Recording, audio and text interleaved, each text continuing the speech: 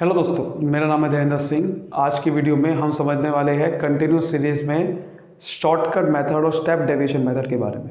इससे पहले वाली वीडियो में हमने बात करी थी कंटिन्यूस सीरीज़ में डायरेक्ट मेथड के ऊपर। तो वो वीडियो आपने नहीं देखी है तो आप हमारे प्लेलिस्ट में जा सकते हो, बिजनेस स्टैटिस्टिक्स की। वहाँ पर आपको सारी वीडियोस मिल जाएगी। वहाँ पर आपको डिस्क्रीट सीरीज़ की वीडियो मिल जाएगी, आपको इंडिविजुअल सीरीज़ की भी वीडियो मिल जाएगी। और ये जो शॉर्टकट मेथड हम समझ रहे हैं ये बिल्कुल एज इट इज़ मेथड है, जैसे कि आपने इंडिविजुअल सीरीज़ में समझा होगा और साथ ही साथ डिस्क्रीट सीरीज़ में भी समझा होगा। तो चलिए समझते हैं। जैसे कि आप यहाँ पर फॉर्मूला देख रहे हो, ये बिल्कुल लगभग एक जैसा फॉर्मूला है, X bar is equal to A plus sigma F D divide by sigma F. यानी कि आपको क्या करना है, शॉर्टकट मेथड में एक एज्यूम्ड मीन मान लेना है और फिर आपको डेविएशन देखना है उस एज्यूम्ड मीन से कितना आया, फ्रीक्वेंसी से मल्टीप्लाई कर देने के बाद फिर उसको डेविएशन को नंबर ऑफ आइटम से डिवाइड करके आपको एज्यूम मीन से कितना डेविएशन आएगा वो देख लेना है और फिर आपको एग्जैक्ट मीन तक पहुंच जाओगे। तो ये आपका होता है X bar is equal to arithmetic mean. Assume mean मानना है, बट यहाँ पर डेविएशन जो निकालना है वो मिड वैल्यू निकालनी पड़ेगी पहले आपको। फ़र्क बस यहाँ पर इतना है कि आपको यहाँ पर एक मिड वैल्यू निकालनी है, क्योंकि यहाँ पर आपको क्लास इंटरवल दे रखे होते हैं, ना कि कोई ऐसा एक बिल्कुल वैल्यू दे रखी है, एग्जैक्ट वैल्यू नहीं दे रखी होती। तो उसके लिए आपको मिड वैल्यू निकालनी होती है। और मिड वैल्यू का फॉर्मूला ये होता है कि आपको लोअर लिमिट लेनी है क्लास इंटरवल की और एक अपर लिमिट लेनी है और डिवाइड बाई 2 कर देना है, L1 प्लस L2। और ये सिग्मा एफ का मतलब टोटल नंबर ऑफ आइटम। चलिए समझते हैं। जैसे कि आपके यहाँ मार्क्स दे रखे हैं और ये फ्रीक्वेंसी दे रखी है आपके सामने। अब आपको क्या करना है, सबसे पहले एक मिड वैल्यू निकाल लेनी है पहले, क्योंकि हमारे सामने कोई एग्जैक्ट वैल्यू नहीं है तो हम क्वेश्चन सॉल्व नहीं कर पाएंगे। तो मिड वैल्यू कैसे निकालनी है, जैसे कि यहाँ पर 0 to 5 क्लास इंटरवल है, तो लोअर लिमिट लेनी है जैसे कि 0 है और अपर लिमिट सबसे लास्ट वाली 5। तो ऐसे 2 से डिवाइड करके कितना आ गया, 2.5 आ गया। तो पहला वाला इसका वैल्यू कितना आ गया, 2.5। ठीक है, 5 प्लस 10 डिवाइड बाई 2 कितना आ गया, 7.5। 10 प्लस 15 डिवाइड बाई 2 कितना आ गया, 12.5। 15 प्लस 20 डिवाइड बाई 2 कितना आ गया, 17.5। ये आपका 22.5 आ जाएगा। अब आपको क्या करना है, डेविएशन निकालना है। पहले आपको एक एज्यूम मीन मान लेना है। अब आपके सामने ये सीरीज़ को आपने कन्वर्ट कर दिया है डिस्क्रीट सीरीज़ में। अब आपको यहाँ पर एक एज्यूम मीन मानना है कि आपने मान लिया कि सपोज करते हैं कि बीच में मान दिया कि 12.5 इस सीरीज़ का मीन है, बट अब आपको डेविएशन देखना है कि बाकी सारी वैल्यूज इस एज्यूम मीन से अगर छोटी और बड़ी आ रही है, इसका मतलब मीन एक्चुअल में ये नहीं है। अगर दोनों सब में डिफरेंस 0 आ जाएगा, यानी कि सबकी वैल्यू 12.5 है, फिर तो कोई यही मीन है। लेकिन आप देखो जरा डिफरेंस सही नहीं आ रहा है। डेविएशन कैसे निकालेंगे, मिड वैल्यू से एज्यूम मीन को माइनस कर देंगे। तो 2.5 में से 12.5 गया तो -10 का डिफरेंस आ रहा है। 7.5 में से 12.5 गया तो कितना आ रहा है, -5 का डिफरेंस आएगा। ये तो अपने आप से माइनस करूँगा, अपने आप को 0 आएगा।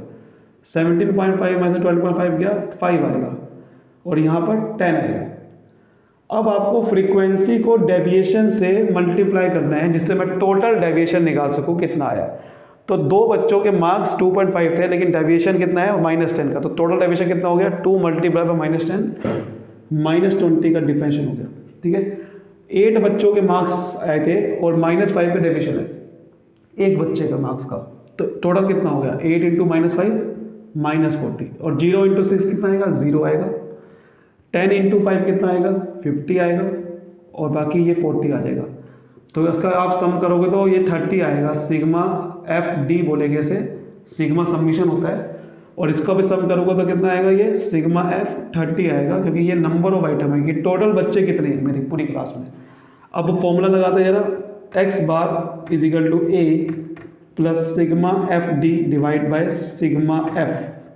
ठीक है, तो इसका मतलब एज्यूम में तो 12.5 माना था, बट मेरी डेविएशन आया है 30 का और डिवाइड कर दूँगा 30 से, जिससे मैं डेविएशन भी निकाल सकूँ। डेविएशन का मीन कितना है, बिकॉज हम मीन निकालना है तो इसलिए n से डिवाइड कर देना होता है। तो डेविएशन का मीन कितना आ रहा है, 30 से डिवाइड करके आ जाएगा 1, यानी कि पूरा 1 का मीन का डिफरेंस आया। एक्चुअल में 12.5 मीन नहीं था, 1 एक्स्ट्रा और मीन हैगा, 13.5 था इसका मतलब मीन। ये आपका आंसर हो जाएगा। क्लियर, ऐसे करते हैं। उम्मीद करता हूँ शॉर्टकट मेथड आपको समझ में आ गया है। अब हम स्टेप डेविएशन मेथड समझते हैं, जो कि बिल्कुल लगभग ऐसे ही है। चलिए अब समझते हैं स्टेप डेविएशन मेथड को। देखिए स्टेप डेविएशन मेथड बेसिकली और कुछ नहीं है। जब आपको यहाँ पर देखो क्या लिखा है, when class interval for all classes are of same magnitude, same magnitude का मतलब उनकी विड्थ, यानी कि जो गैप है अगर वो सेम है सभी क्लास इंटरवल में, तो शॉर्टकट मेथड को सिंप्लीफाई कर सकते हैं स्टेप डेविएशन मेथड से। बेसिकली डायरेक्ट मेथड को सिंप्लीफाई करा हमने शॉर्टकट मेथड से, जिससे आसान हो गया क्वेश्चन, आपकी कैलकुलेशन आसान कर दी। शॉर्टकट मेथड को सिंप्लीफाई और कैसे कर सकते हैं, स्टेप डेविएशन मेथड से, जब यहाँ पर गैप सेम है सब में। तो आपको क्या करना है, फॉर्मूला लगभग वही है, बस क्या हो गया यहाँ पर सिग्मा एफ डी डैश आ गया ऊपर और मल्टीप्लाई सी से कर दिया। अब ये सी क्या है, कॉमन फैक्टर, मतलब हमें क्या करना है कैलकुलेशन आसान करने के लिए कोई एक कॉमन फैक्टर ले लेना है कि ये सब वैल्यूज़ किससे डिवाइड होती है, कॉमन फैक्टर क्या है, और वो कॉमन फैक्टर से डिवाइड कर देना है हमें। जब हम एफ डी निकाल रहे थे ना, एफ डी को हमें बस वो कॉमन फैक्टर डिवाइड कर देना है, जिससे हम जो सम निकालेंगे सिग्मा एफ डी वाला वो आसान हो जाए निकालना, उसकी कैलकुलेशन आसान हो जाए। और बाद में ये कॉमन फैक्टर को जो मैंने डिवाइड करा उसको हटाना है तो मल्टीप्लाई दोबारा से सी से कर दूंगा। जब आपने सी से डिवाइड करा तो उसको हटाना है तो क्या करूँगा, मल्टीप्लाई कर दूँ, सी से कट जाएगा। तो क्या करूँगा, दोबारा से देखो एफ डी डेविएशन निकालो फटाफट से। क्या डेविएशन था, एम माइनस एन एम से, सर ये -10 था, ये -5 था, ये 0 था, ये 5 था, ये 10 था। अब क्या करना है, डी डैश निकालना है। क्या निकालना है, डी डैश। डी डैश को छोड़ो भी, पहले आप क्या करो, एफ डी निकालो। क्या निकालो, एफ डी। एफ डी आपने निकाला था ना सर, ये कितना आ रहा था, सर ये -20, ये -40, ये 0, ये 50 और ये 40, सर यही आ रहा था ना। अब हमें इसको आसान करना है तो एफ डी को एक ऐसे नंबर से डिवाइड कर दो जो कि कॉमन आ रहा है, जो कॉमन है मतलब सबसे डिवाइड हो जाएगा। ऐसा कौन सा नंबर है जो सबको डिवाइड कर सकता है, मतलब सबसे कट सकता है, सबके टेबल में आता है। ऐसा कौन सा नंबर है जो सबके आ रहा है, 10 2 जा 20, 10 4 जा 40, 10 5 जा 50, तो 10 एक कॉमन फैक्टर हो गया।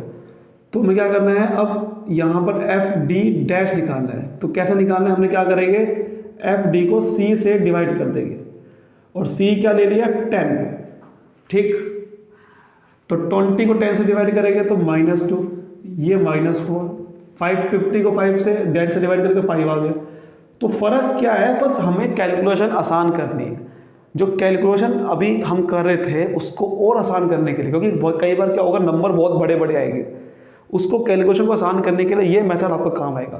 क्योंकि यहाँ पर जब बहुत बड़े नंबर हो गए तो उसको ऐड करना बहुत भारी हो जाएगा आपके लिए, उसके लिए ये मेथड्स बहुत काम आता है। तो देखो अब यहाँ पर हमने सिग्मा एफ डी डैश निकालूंगा तो जो 30 आ रहा था 3 हो जाएगा बस वो, तो ये 3 आ जाएगा।